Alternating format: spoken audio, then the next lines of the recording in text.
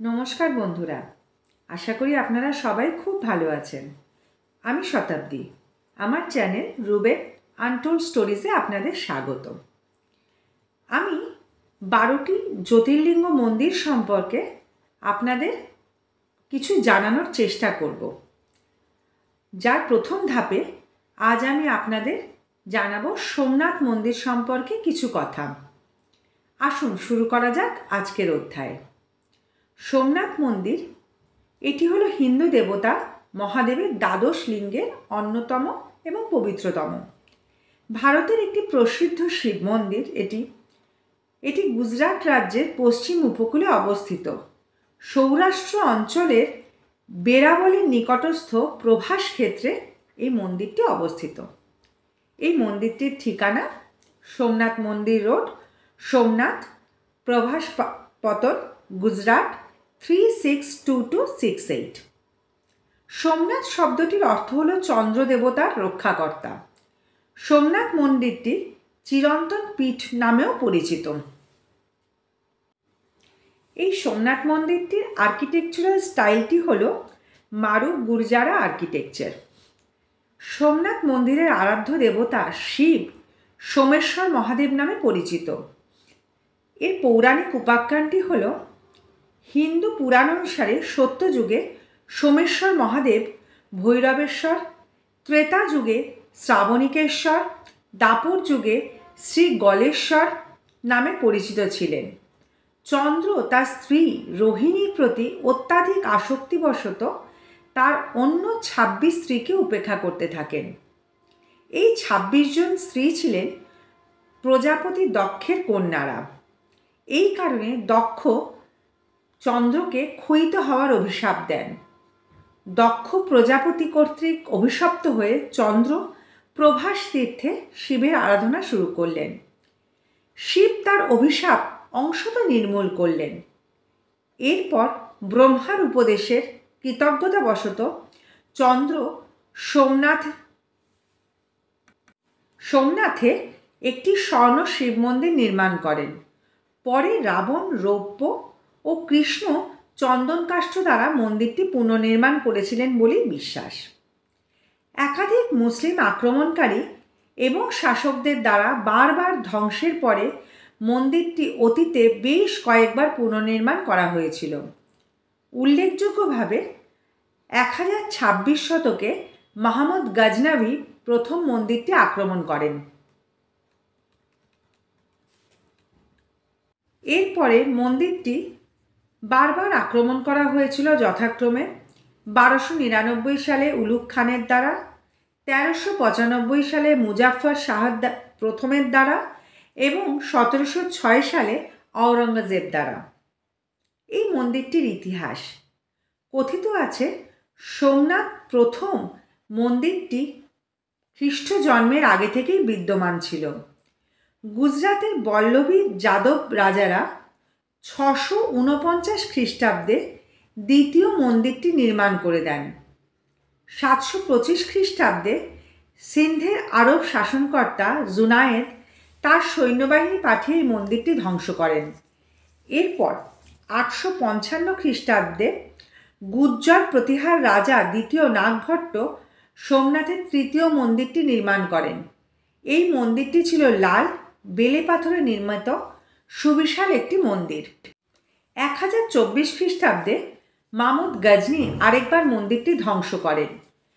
1026 থেকে 1042 খ্রিস্টাব্দের মাঝে কোনো এক সময় গুর্জর পরমার রাজা মালোয়ার ভোজ ও সোলাঙ্কি রাজা আনহিল ওয়ারার প্রথম ভীমদেব আবার মন্দিরটি নির্মাণ করেন।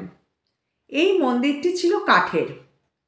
কুমারপাল, যার রাজত্বকাল ছিল 1143 থেকে 72 খ্রিস্টাব্দ, তিনি কাঠের বদলে এই মন্দিরটি পাথরের দ্বারা নির্মাণ করেন।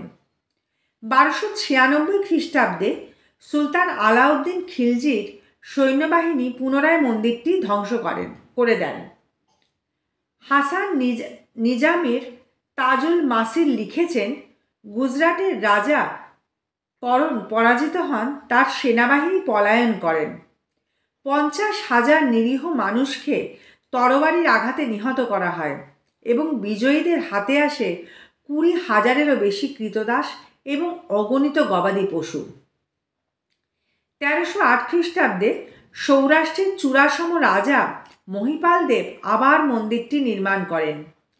তার পুত্র খেঙ্গার 1326 থেকে 1351 সালের মাঝে কোনো এক সময় মন্দিরের শিবলিঙ্গটি প্রতিষ্ঠা করেছিলেন বলে কথিত আছে। 1375 খ্রিস্টাব্দে গুজরাটের সুলতান প্রথম মুজাফফর শাহ আবার মন্দিরটি ধ্বংস করেন। মন্দিরটি পুনর্নির্মিত করা হলে 1451 খ্রিস্টাব্দে গুজরাটের সুলতান মাহমুদ বেগদা আবার এটি ধ্বংস করে দেন, কিন্তু এবারও মন্দিরটি পুনর্নির্মিত হয়।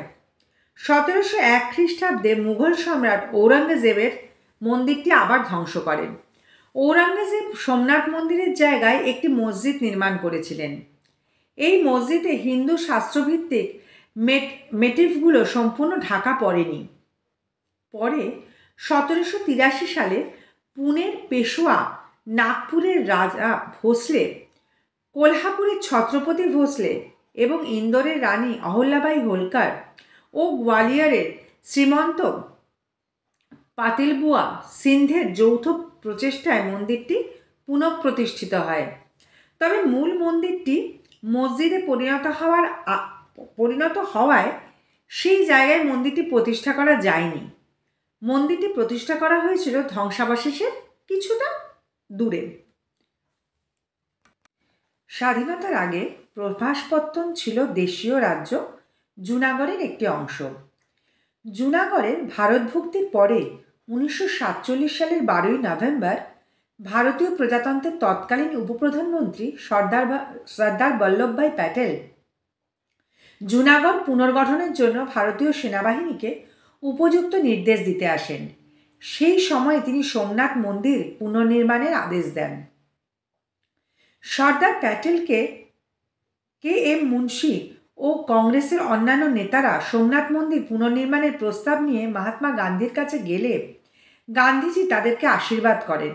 তবে তিনি বলেন যে মন্দির নির্মাণের খরচ যেন সরকার বহন না করে। তিনি জনগণের কাছ থেকে অর্থ সংগ্রহের পরামর্শ দেন। পুনর্নির্মাণের কাজে যুক্ত হতে পেরে তিনি নিজে গর্বিত, এমন কথাও তিনি বলেন। কিন্তু তারপরই গান্ধীজি ও সর্দার প্যাটেলের মৃত্যু হয়। তার ফলে নেহেরু সরকারের খাদ্য এবং সরবরাহ মন্ত্রী কে.এম. মুন্সি একাই মন্দিরটি পুনর্নির্মাণের কাজটি এগিয়ে নিয়ে যান। 1950 সালের অক্টোবর মাসে ধ্বংসাবশেষ সাফ করে ফেলা হয়। ঔরঙ্গজেব মন্দিরটি, দুঃখিত বন্ধুরা, একটু সংশোধন করে নিচ্ছি। ঔরঙ্গজেব নির্মিত মসজিদটি কয়েক মাইল দূরে সরিয়ে নিয়ে যাওয়া হয়।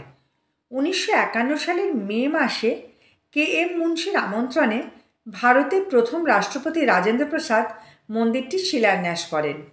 রাজেন্দ্র প্রসাদ তার ভাষণে বলেন, যেদিন শুধুমাত্র এই ভিত্তির উপর এক অসামান্য মন্দিরই নির্মিত হবে না, বরং প্রাচীন সোমনাথ মন্দির ভারতের যে ঐশ্বর্যের প্রতীক ছিল, সেই ঐশ্বর্য ভারত ফিরে পাবে।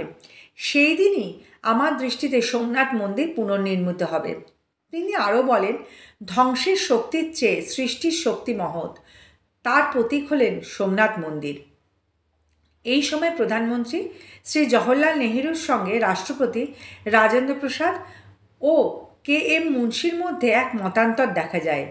নেহেরু এই মন্দির পুনর্নির্মাণকে হিন্দু পুনর্জাগরণ আন্দোলন হিসাবে দেখাতে চেয়েছিলেন, কিন্তু রাজেন্দ্র প্রসাদ ও কে.এম. মুন্সি মনে করেছিলেন এই মন্দির পুনর্নির্মাণ স্বাধীনতার ফলশ্রুতি এবং অতীতে হিন্দুদের বিরুদ্ধে হওয়া অবিচারের প্রতিকার।